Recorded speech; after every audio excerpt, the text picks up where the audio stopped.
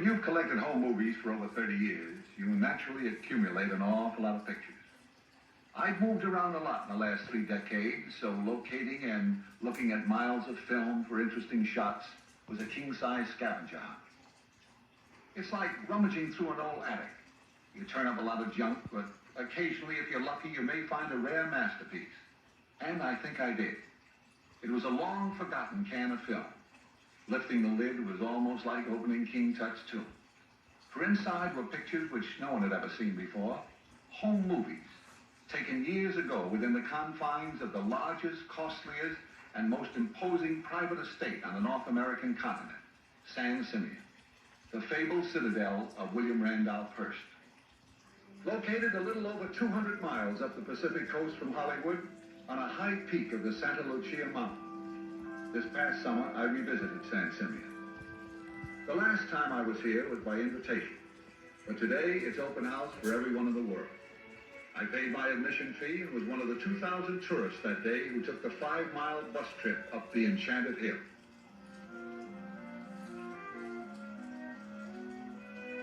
This castle opened Christmas Eve 1925, was the focal point of the giant Hearst Ranch, at that time spreading over 300,000 acres, nearly half the size of the state of Rhode Island.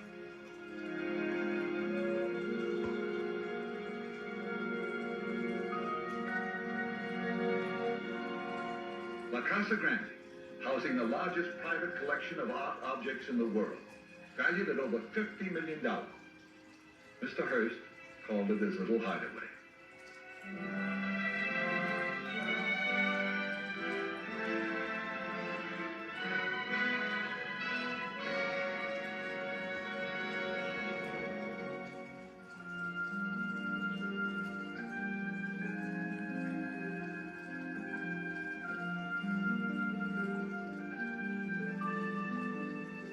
The last time I saw this pool, those beautiful marble columns from Italy had just been uncrated and put in place.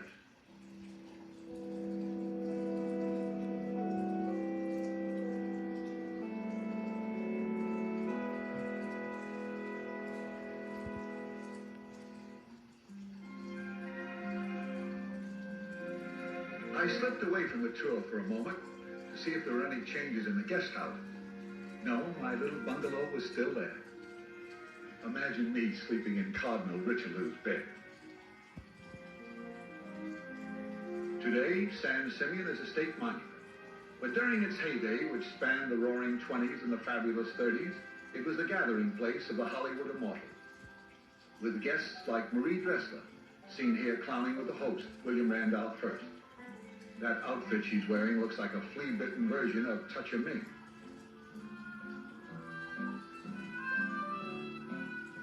That pretty blonde over there with the short bobbed hair is Marion Davies. Although she typified glamour on the screen, at San Simeon she joined in the fun. Marion Davies was one of the best-liked members of the motion picture colony.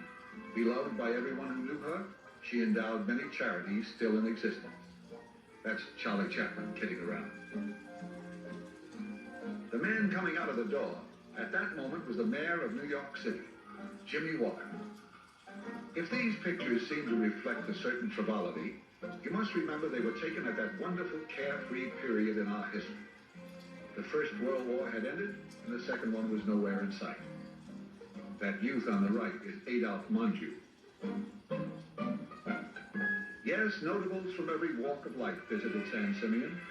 That's Paul Block, the newspaper publisher, chatting with the mayor. The fellow kneeling down in front of this group is George K. Arthur, the comedian. And the attractive girl on the left in the print dress is Hedda Hopper. Standing next to Hedda is the founder of America's largest bank, APG&M. John Gilbert and his wife, Virginia Bruce. Claire Windsor and Dolores Del Rio. They're down at the tennis court, watching Chaplin hit a few to Bill Children.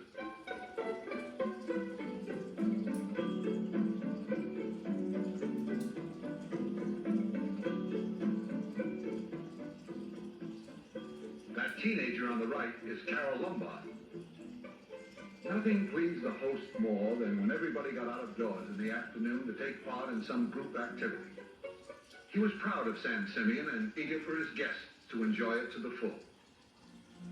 Many people have the sense of acquisitive possessiveness, but William Randolph Hearst was the only man ever able to indulge it to the hilt.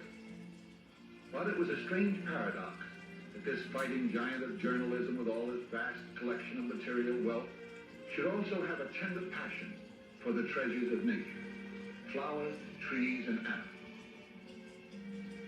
Yes, Mr. Hearst was a happy man at San Simeon. Whether he was conducting business with his secretary or welcoming a famous guest like Lindy.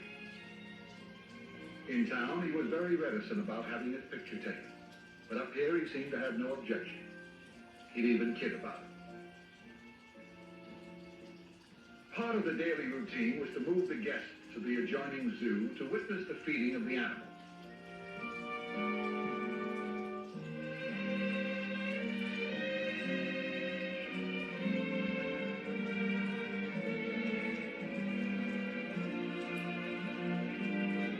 When this ranch was at its peak, the Zoo and Game Preserve, the largest private collection in the world, was established on 2,000 San Simeon acres, protected from the guests by an 8-foot high wire fence 10 miles long. Visitors were made aware of Mr. Hearst's tenderness toward animals when they drove up the mountainside, as they were confronted by large signs admonishing them to always drive slow. As Hedda Hopper once said, a visit to the Hearst Ranch was a ticket to Never Never Land. Never has there been such a place, and never will we see its likes again. As an animal collector, Mr. Hearst started modestly with a herd of rare, pure white fallow deer imported from Asia. Then, patriotically, he added Montana black buffalo, but had to go far afield again to gather exotic animals from all over the world.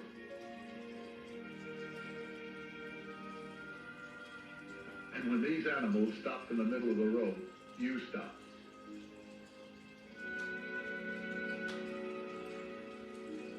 Yes, there was hardly anything in the Bronx Zoo or any other great American collection that could not have been found at San Simeon at its peak.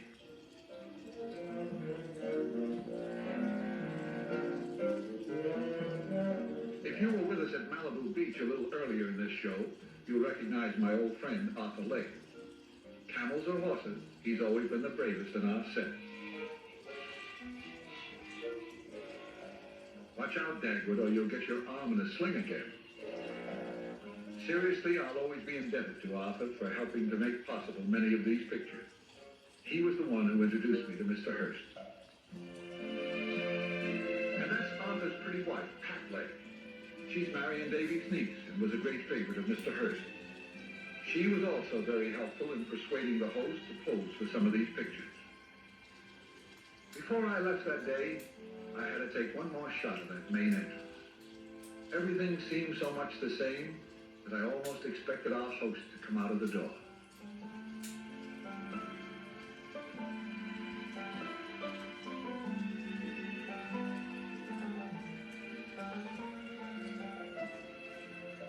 This next shot was Mr. Hearst's own idea. He said, let's make believe the camera's running backwards.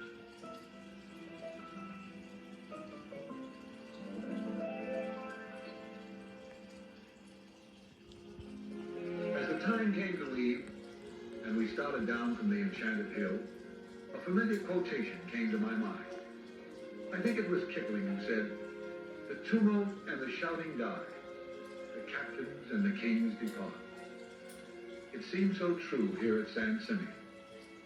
Long after its builder's vast newspaper chain and political influences are forgotten, he will be remembered as America's greatest art collector and the creator of San Simeon.